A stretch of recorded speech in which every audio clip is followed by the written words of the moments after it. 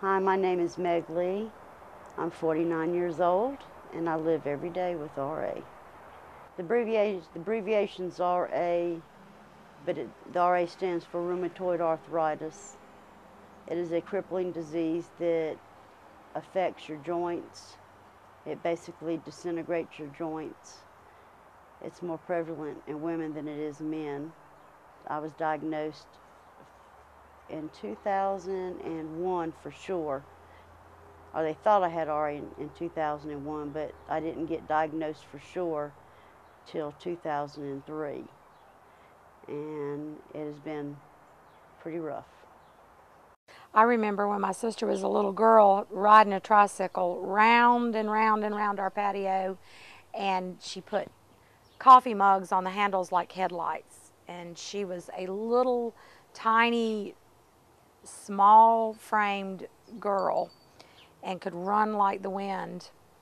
Freckles all over her face and the little Dutch boy haircut, and she was a live wire. She's still a live wire, she just doesn't move like she used to. When I come in here with Meg, we usually get up in the morning, or she'll stay laying down. Like this morning when I got here, she was still laying down. So I try to let her sleep as much as she can because she doesn't take a break. She usually tries to stay up the whole day. I get her something to eat, and then I usually start here in the room. I try to keep her room as neat as possible, so I come in and clean up. I bathe her. We wash her hair. It's very difficult to bathe and wash her hair since she's confined to the wheelchair. So we wash hair in the wheelchair, but we do a bed bath. Other than that, I do her errands, her shopping, and one time we had to do wound care on her legs. But other than that, it's pretty straightforward how me and you would live our day if we were just home all day or retired and we stay home and cleaned up or whatever. I do her day-to-day activities, and then I also do personal care. I think the most changes I've seen in her since she has been diagnosed with rheumatoid arthritis is at first she just kind of walked with a cane, and she had an injury, and I watched her hobble around just like you had a bad knee or a bad hip or something, and it went from that to no longer being able to get in and out of a chair or a car, and then she went from that to a walker like an old person uses, and then she went from that to people having to lift her completely.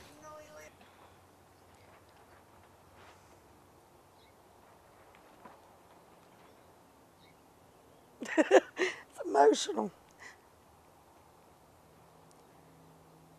It's hard to take care of your younger sister when you knew her as a child and healthy, and you just figure she's always going to be younger and look younger and act younger, and then all of a sudden you see her as a disabled person who is basically like a young person with an old body, and I just never thought I'd ever see it happen. I think people kind of take the attitude, well, just get up and move, or just get up and do, and you can't.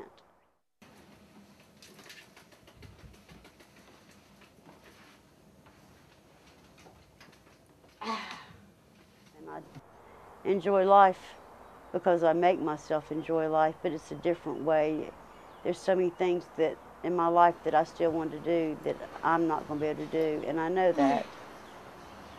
But it's turned out to be, I have to make my day out of what I can. Sweet girl. That's a sweet girl.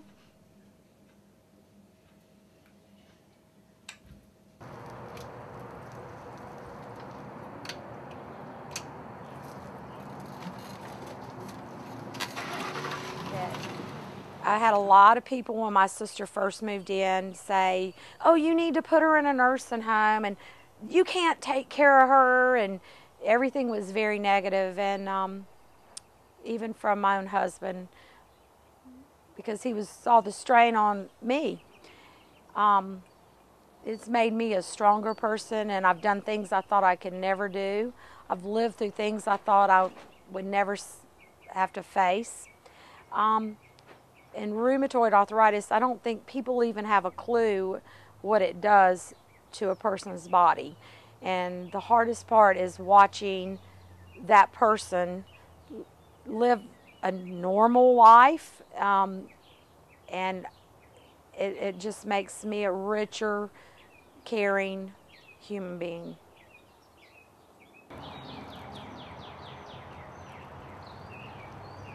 Life is really what you make of it. If you have a good support system, I truly believe in God in your life. I truly believe there's not anything in this world that you can't conquer.